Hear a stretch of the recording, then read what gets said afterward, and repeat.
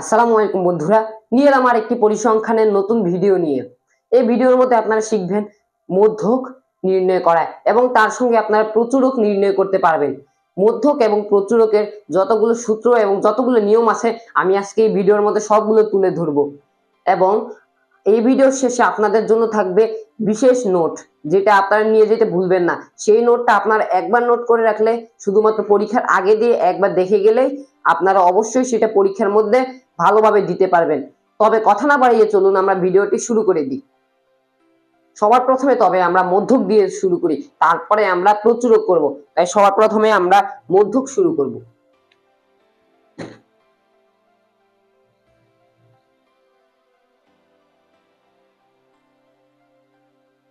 মধ্যক,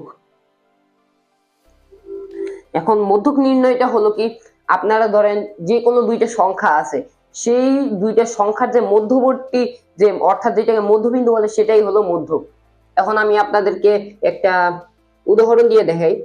মধ্যক দিয়ে বলে একে, যেমন হলো আপনাদের এখানে 20 প্লাস 10।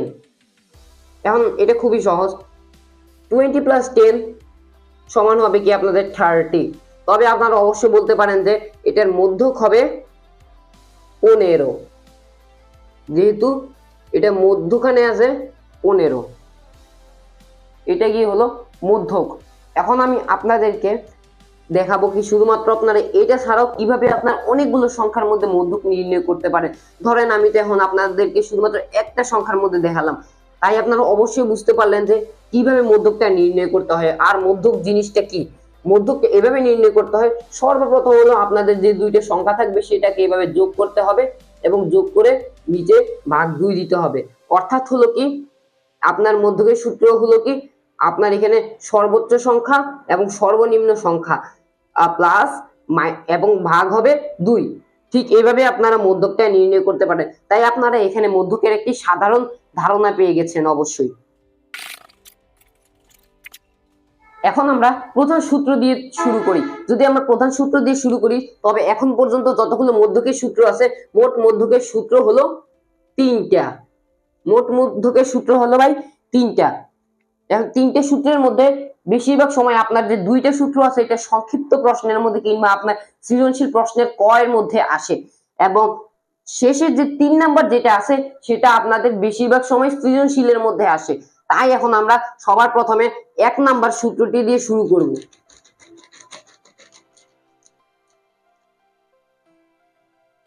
1 নাম্বার সূত্রটি ঠিক হলো এমন, মধ্যক সমান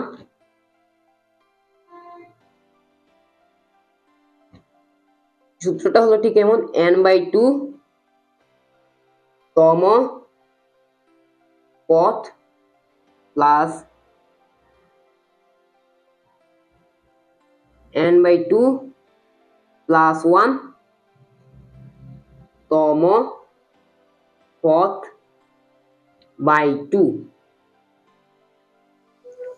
এখন আমি আপনাদেরকে বুঝিয়ে দিই এখানে n তম পদ এবং কোনটা।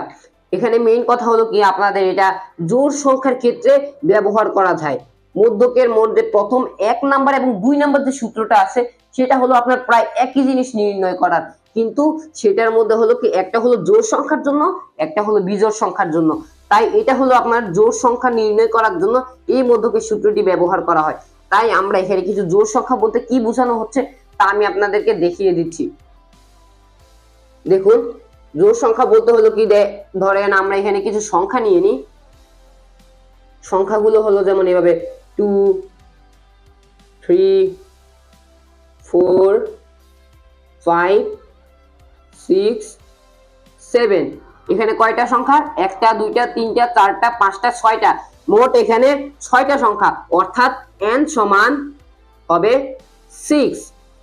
যদি এখানে ভাই n সমান যদি এখানে ভাই আপনার 6 হয়, তার মানে এখানে n হবে 6। এখন দেখুন এটা কিভাবে ব্যবহারটা করতে হয়। এটার প্রধান কথা হলো এটা ব্যবহার। n সমান কত হবে এটা তো আপনারা সবাই জানেন, এখন এটা ব্যবহারটা আপনাকে দেখাই। n সমান 6 এটা আপনারা সবাই জানেন, তাই 6/2 তম পদ প্লাস 6/2 প্লাস 1 তম পদ বাই 2, তাহলে সমান এটা হবে 6 থেকে যদি আপনাদেরকে 6 কে 2 দিয়ে ভাগ দেন তবে অবশ্য হবে 3 তম পদ প্লাস 6/2 3 প্লাস 1 হলো আপনাদের 4, তবে হলো 4 তম পদ বাই 2, তাহলে সমান আপনি এখানে 3 তম পদ কোনটা দেখেন 1 2 3, 4 হলো এখানে আপনার 3 তম পদ এবং 4 নাম্বার যেটা এখানে 4 তম পদ এটা হলো 5, তবে এখানে ঠিক আপনার অঙ্কটা এভাবে হবে 4 প্লাস 5/2, আমার নিচে জায়গা নেই তাই আমি সাইডে লিখছি, আপনারা নিচে নিচে লিখে ফেলুন, তবে 4 প্লাস 5 সমান হবে 9, 9/2 সমান হলো 4.5, তার মানে এই সূত্রটা হলো আপনারা জোড় সংখ্যার ক্ষেত্রে এই সূত্রটা ব্যবহার করবেন। অবশ্যই আপনারা যখন খাতার মধ্যে লিখবেন এটা আপনারা এটা মনে রাখবেন যে এটা হলো জোড় সংখ্যার ক্ষেত্রে, এবং আমি তো এটা আপনাদেরকে শুধুমাত্র সূত্রটা ব্যবহার শিখাচ্ছি, তাই আমি আপনাদেরকে সরাসরি সূত্রটাকে লিখে দেখিয়েছি। কিন্তু যখন আপনারা সূত্রটাকে সরাসরি এভাবে না লিখে আপনারা ধরেন কোন একটা প্রশ্নের উত্তর করছেন, ধরেন এটা ক নম্বর কিন্তু একটা সংক্ষিপ্ত, সেটা নং লেখার পরে এভাবে আপনারা ধরেন সবগুলোকে এভাবে মানে ঊর্ধ্বক্রমে সাজিয়ে নেবেন n সমান কত 6, তবে আপনারা সেখানে এভাবে লিখবেন যেমন যেহেতু এটা n সমান 6 সেহেতু এটি একটি জোড় সংখ্যা, তাই মধ্যকের সূত্র ঠিক এভাবে আপনার জোড় সংখ্যার ক্ষেত্রে যা হবে আপনারা ঠিক সেভাবে এটাকে লিখবেন। এখন আমরা মধ্যকের যে দ্বিতীয় সূত্রটা আছে যেটা আমাদের বিজোড় সংখ্যার ক্ষেত্রে ব্যবহার হয় সেই সূত্রটি আমরা এখন ব্যবহার করব। তাই বিজোড় সংখ্যার জন্য আমরা ঠিক এভাবে করব। বিজোড় সংখ্যা বলতে সর্বপ্রথম আমরা আপনাদেরকে সূত্রটা দেখিয়ে দিই, তারপরে বিজোড় সংখ্যা বলতে আমরা কি বোঝাতে চাচ্ছি তা আমরা আপনাদেরকে দেখাবো। সূত্রটা হলো ঠিক এমন, মধ্যক সমান n+1/2 তম পদ। এখন বিজোড় সংখ্যা বলতে আমি আপনাদের কি বোঝাতে চাচ্ছি এটা আপনারা এখান থেকে দেখে নিন।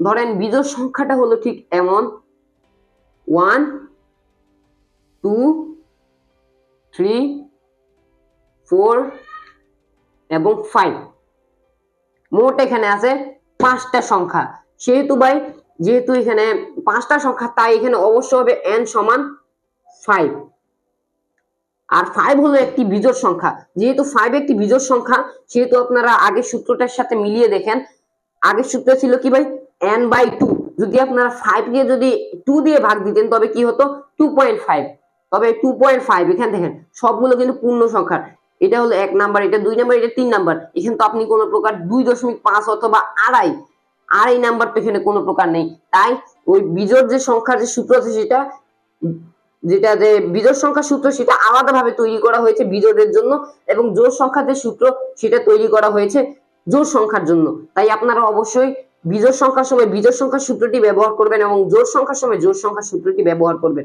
নয়তো আপনি যদি বিজোড় সংখ্যার সময় জোড় সংখ্যার সূত্র ব্যবহার করেন তবে আপনার অঙ্ক ভুল আসবে, আবার আপনি যদি বিজোড় সংখ্যার সময় জোড় সংখ্যার সূত্র ব্যবহার করেন তবে আপনার অঙ্ক ভুল আসবে।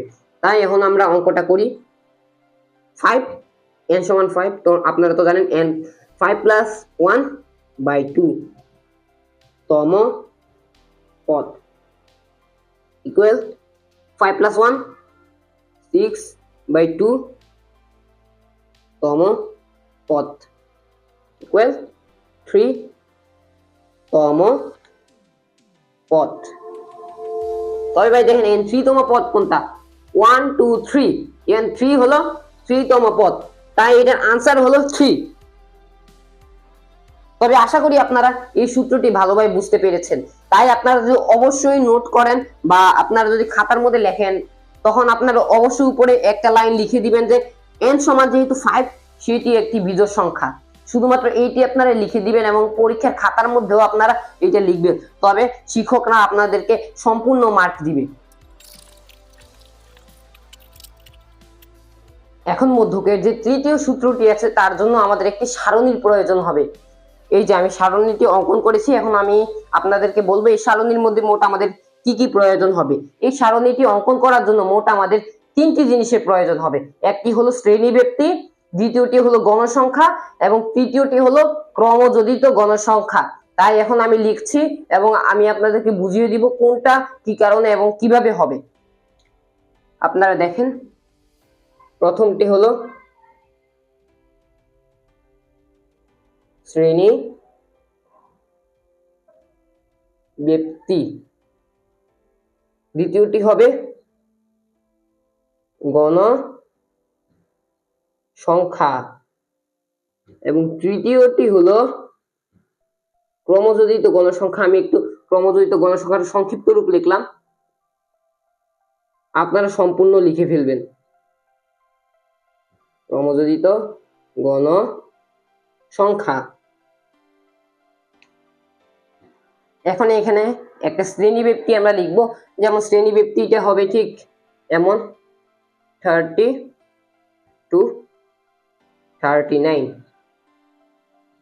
40 to 49, 50 to 59, 60 to 69, 70 to 79, 80 to 89, 90 to 99 এবং এখানে লিখবেন আপনারা মোট। এবং একটি গণসংখ্যা যেমন এটা হলো 3, 5, 7, 2, 6, 4,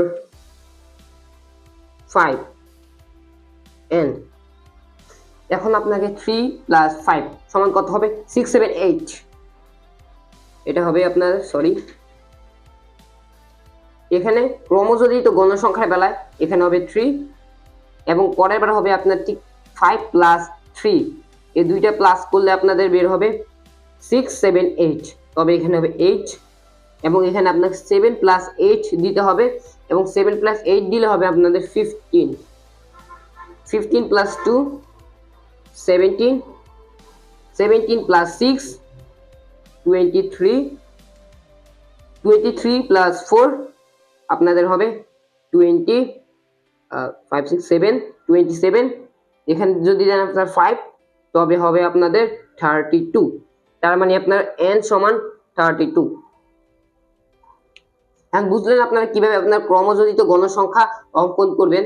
ঠিক আপনাদের ক্রমযোজিত গণসংখ্যা লেখার জন্য গণসংখ্যার যোগফল লাগবে এবং আমরা এখানে একটি শ্রেণীব্যক্তি গণসংখ্যা এবং ক্রমযোজিত গণসংখ্যার একটি সারণী তৈরি করলাম, যেটি এটার জন্য প্রয়োজন। তাই এখন আমাদের এখানে যা যা জিনিস প্রয়োজন তা আমরা এই সাইডের মধ্যে নোট করে রেখে দিব। তাই আমাদের সূত্রটি ব্যবহার করার জন্য আমাদের যা যা প্রয়োজন তা হলো, এখানে দেখুন আপনার মধ্যক শ্রেণীর জন্য আমাদেরকে যা করতে হবে, প্রথমত করতে হবে এখানে n/2 সমান 32/2 ইকুয়াল হলো আপনাদের 16। অর্থাৎ আপনারা দেখুন 16টা গিয়ে হলো আপনাদের এখানকার মধ্যক, 16 আছে এখানে, তার মানে এখানকার গণসংখ্যা হলো 2 এবং এখানকার শ্রেণী মধ্যক শ্রেণী হলো 60 to 69।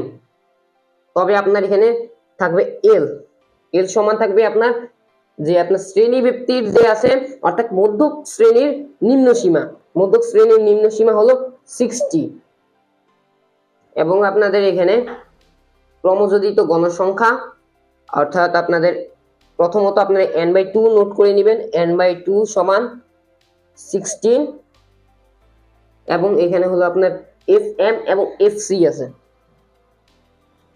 fc এবং fm এবং h। এখানে h হলো 10, h দিয়ে বোঝানো হয় কি আপনার এখান থেকে এখানে পার্থক্য 30 থেকে 39 এর পার্থক্য হলো 10, তাই আপনার এখানে h সমান হলো 10 এবং আপনার এখানে আপনার fc হলো আপনার যে মধ্যক শ্রেণীর যে ক্রমযোজিত গণসংখ্যা আছে এটা উপরের ক্রমযোজিত গণসংখ্যা যা হলো 15 এবং আপনার fm হলো এটা বরাবর যে গণসংখ্যা আছে 2 এটা। তবে আমাদের এখন সারণীর কোনো প্রকার প্রয়োজন নেই, তাই আমরা সারণীটা মুছে ফেললাম। তবে এখন আমরা এখানে মধ্যকের তৃতীয় সূত্রটি লিখব এবং আপনাদেরকে সেই তৃতীয় সূত্রটি ব্যবহারটা বুঝিয়ে দিব ভালোভাবে। তবে তৃতীয় সূত্রটি হলো ঠিক এমন, মধ্যক equal L plus n/2 minus FC into H/Fm। এখন আমাদের কাছে যেহেতু সবগুলো মান আছে, তাই আমরা একদম সম্পূর্ণ একদম সঠিকভাবে এই সূত্রটি ব্যবহার করতে পারবো।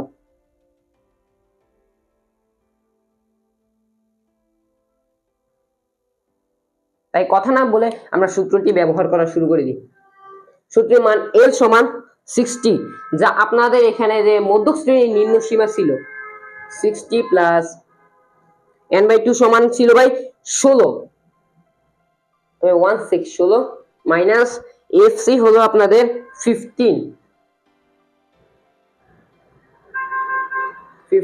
ইন্টু H ছিল 10 ও FM ছিল 2 ইকুয়াল 60 প্লাস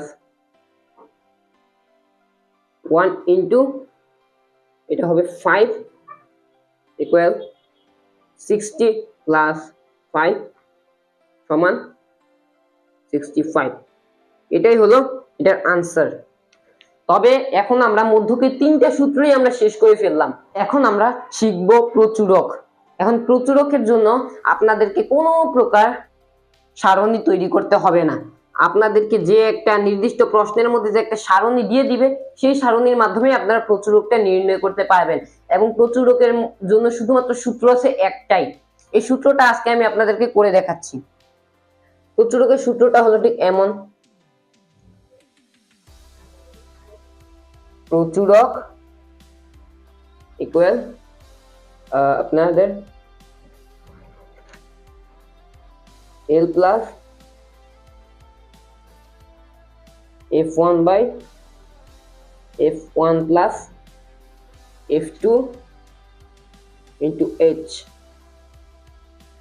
এটা হলো আপনাদের প্রচুরকের সূত্র।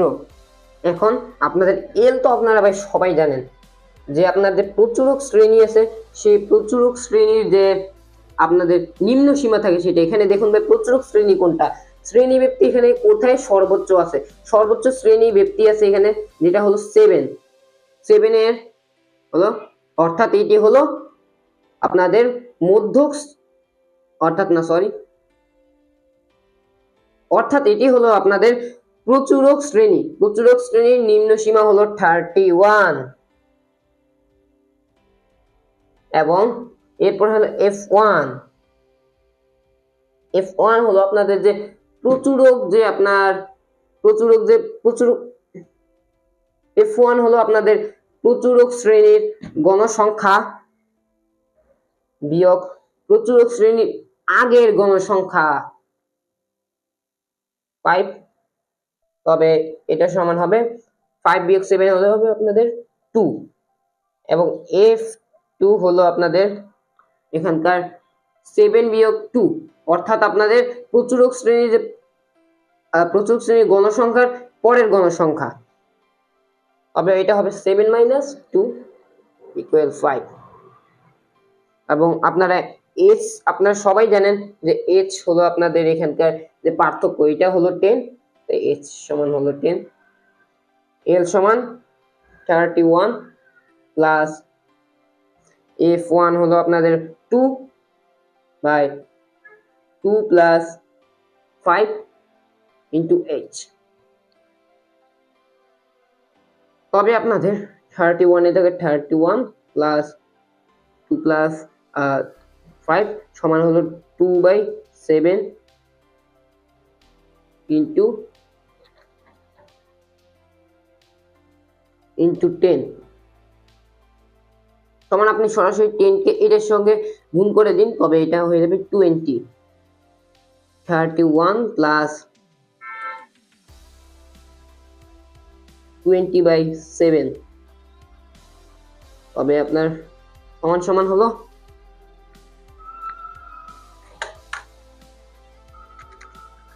7।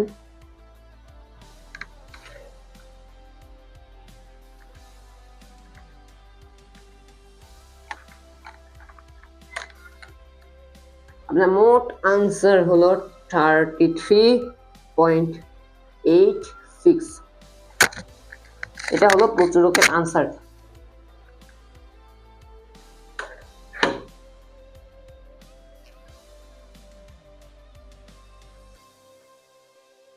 তবে এভাবে আমরা প্রচুরকও শেষ করে ফেললাম।